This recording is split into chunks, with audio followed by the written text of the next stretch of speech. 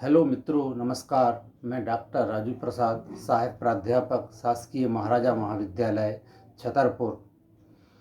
इस वीडियो का शीर्षक है कामयाबी। संसार का प्रत्येक व्यक्ति कामयाब होना चाहता है। कामयाबी हासिल करने के लिए कुछ बिंदु हैं जिनका हमें अंतःकरण यानी कि मनसा वाचा कर्मणा से पालन कर अपने जीवन में आत्मसात करना होगा। जैसे दृढ़ इच्छा शक्ति, कठोर परिश्रम, समय के साथ चलना तथा विपरीत परिस्थितियों में भी धैर्य से काम लेने वाले मनुष्य कामयाबी प्राप्त करते हैं। प्रत्येक कामयाब मनुष्य की कामयाबी में उसके शिक्षकों, परिवार में माता पिता, भाई बहन, चाचा चाची, दादा दादी, नाना नानी आदि, मित्रों, रिश्तेदारों, समाज एवं परिवेश यानी कि पर्यावरण का महत्वपूर्ण योगदान होता है। प्रत्यक्ष या अप्रत्यक्ष रूप से मौसम, जलवायु, जड़ एवं चेतन वस्तुओं, प्राणियों का भी योगदान होता है। यहाँ पर मैंने कुछ बिंदुओं को बतलाने का प्रयास किया है जिससे हम कामयाबी प्राप्त कर सकते हैं। कामयाब होने के लिए अच्छी और सच्ची शिक्षा में निपुण होना चाहिए। शरीर से हिष्ट पुष्ट स्वस्थ होना चाहिए। चरित्रवान एवं सदाचारी होना चाहिए। स्वाभिमानी एवं स्वावलंबी भी होना आवश्यक है। यदि उपर्युक्त गुण किसी मनुष्य में नहीं है तो उसकी कामयाबी केवल आर्थिक उन्नति तो प्राप्त करा सकती है, लेकिन समाज में यानी कि मानव समुदाय में लोकप्रियता हासिल नहीं करा सकती। पहला बिंदु है शिक्षा यानी ज्ञान। शिक्षा मानव यानी इंसान बनाती है। शिक्षा में ज्ञान, उचित आचरण आदि समाविष्ट है। पंचतंत्र में शिक्षा के महत्व के बारे में कहा गया है कि विद्वत्त्वं च नृपत्वं च नैव तुल्यं कदाचन, स्वदेशे पूज्यते राजा, विद्वान सर्वत्र पूज्यते। विद्वता और राजत्व दोनों कभी समान नहीं हो सकते।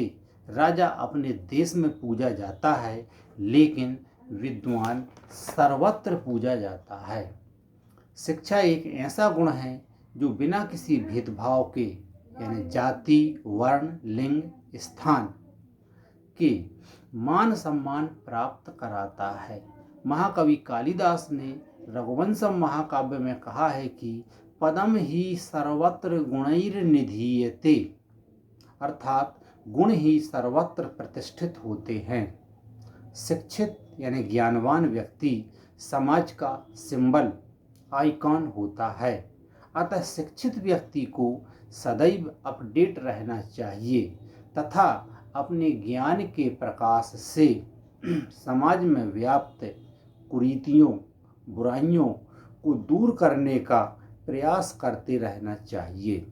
शिक्षा शिखर पर पहुंचने का साधन है।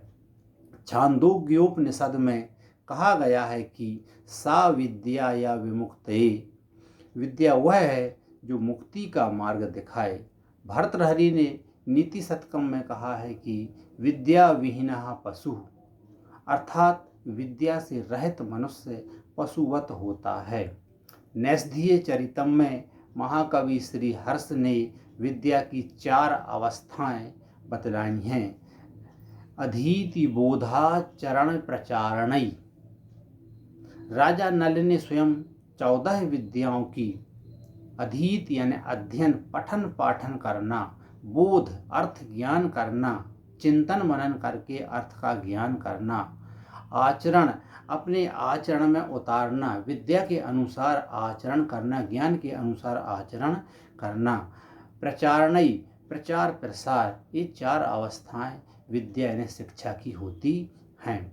दूसरा बिंदु है स्वास्थ्य, स्वस्थ और निरोग। स्वस्थ शरीर में ही स्वस्थ मस्तिष्क निवास करता है। अतः मनुष्य को चाहिए कि अपने शरीर को निरोग बनाकर शरीर की रक्षा करे। क्योंकि सभी प्रकार के कार्यों का आरंभ शरीर से ही होता है। महाकवि कालिदास ने कुमार संभवम महाकाव्य में लिखा है कि शरीर माध्यम खलु धर्म साधनम, शरीर ही सभी धर्म साधनों का प्रथम साधन है।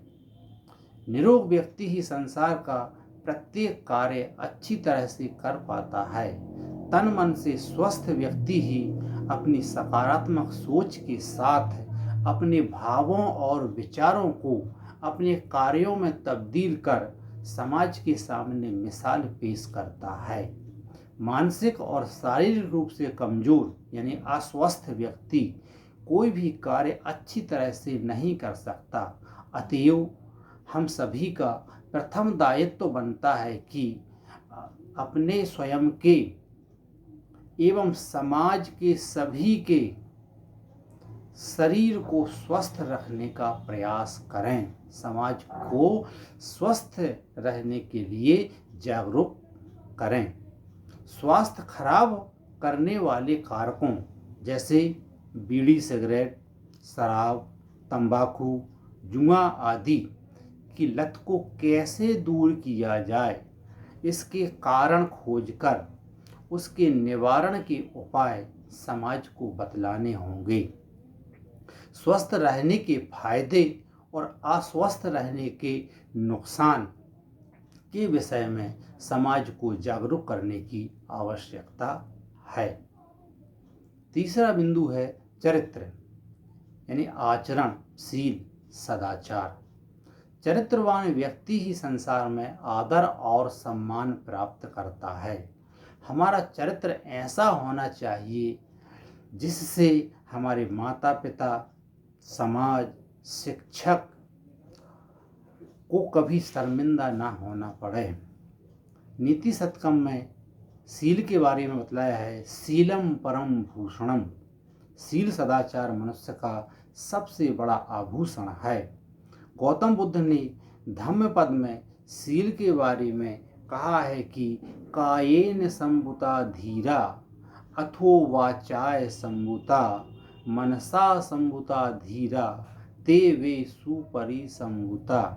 अर्थात जो मन, वाणी, कर्म से इंद्रिय जय है, जिसने इंद्रियों को जीत लिया है, वही सदाचारी कहलाने योग्य है। चरित्र की शुद्धता का मरते दम तक प्रयास करते रहना चाहिए। चरित्र की शुद्धता के आधार पर ही हमारे देश में जितने भी महापुरुष हुए हैं आज पूजे जाते हैं तथा उनके द्वारा बतलाए हुए मार्ग का हम सभी अनुसरण करते हैं। स्वामी विवेकानंद जी ने चरित्र के संदर्भ में कहा है कि चरित्र का निर्माण हो गया तो बाकी निर्माण स्वतः ही हो जाएंगे। अतः हमारी प्रथम व प्रधान आवश्यकता है चरित्र का गठन। हमें चारित्रिक उन्नति की चिंता करनी चाहिए। चौथा बिंदु है स्वाभिमान। स्वाभिमान अर्थात आत्मगौरव या आत्मसम्मान। स्वाभिमान मनुष्य को दूसरों से जोड़ता है।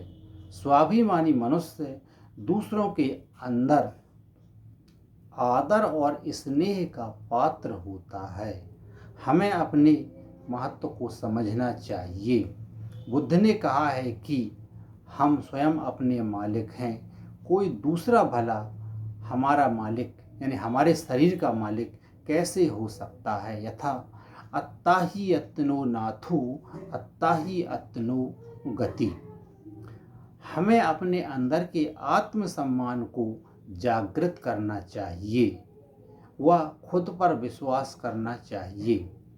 अब स्वाभिमान अहंकार नहीं, स्व को पहचानने का सूत्र है। स्वाभिमानी व्यक्ति ही संसार में पूजा जाता है, स्वाभिमानहीन नहीं। कामयाब होने के लिए कठिन से कठिन, विषम से विषम परिस्थितियों, लोभ लालच में भी अपने आत्मसम्मान से समझौता नहीं करना चाहिए। लोभ लालच के चक्कर में पड़कर कुछ लोग आज इसके साथ तो कल उसके साथ हो जाते हैं। ऐसा करने से उनका स्वाभिमान दृढ़ अर्थात स्थिर नहीं रह पाता और ऐसे लोग समाज में निंदा या हंसी के पात्र बन जाते हैं। पांचवा बिंदु है स्वावलंबी यानी आत्मनिर्भर या स्वनियोजित। स्वाभिमान व्यक्ति को स्वावलंबी बनाता है। अपना काम आप करो ही स्वावलंबन है। दूसरों पर निर्भर रहने वाले व्यक्ति कभी भी उन्नति नहीं कर पाते।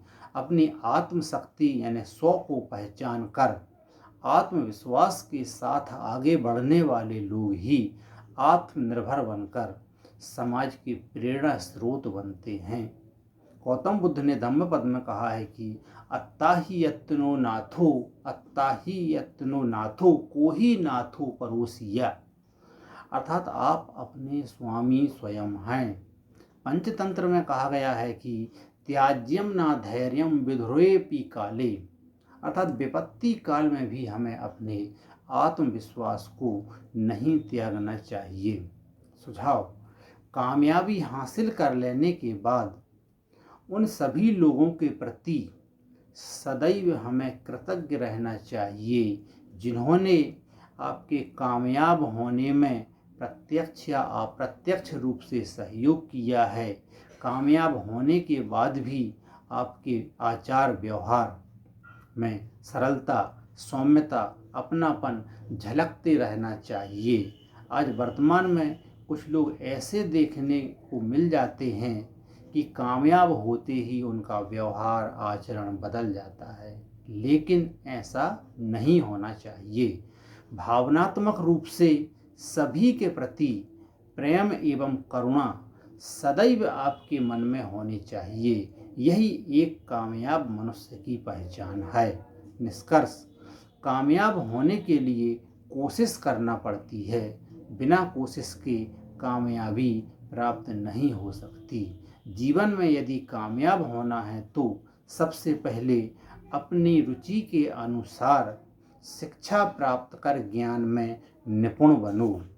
अपने शरीर को स्वस्थ रखने के लिए प्रतिदिन व्यायाम, योगा करें। समाज में मान सम्मान प्राप्त करने के लिए शील, सदाचारी एवं चरित्रवान बने, स्वाभिमानी बने। अपने अंदर छिपी हुई प्रतिभा को जानकर उसका उपयोग कर स्वावलंबी बनकर मानवीय मूल्यों के संरक्षक के साथ साथ आत्म कल्याण एवं समाज के कल्याण के साथ देश के हित में भागीदार बने। धन्यवाद।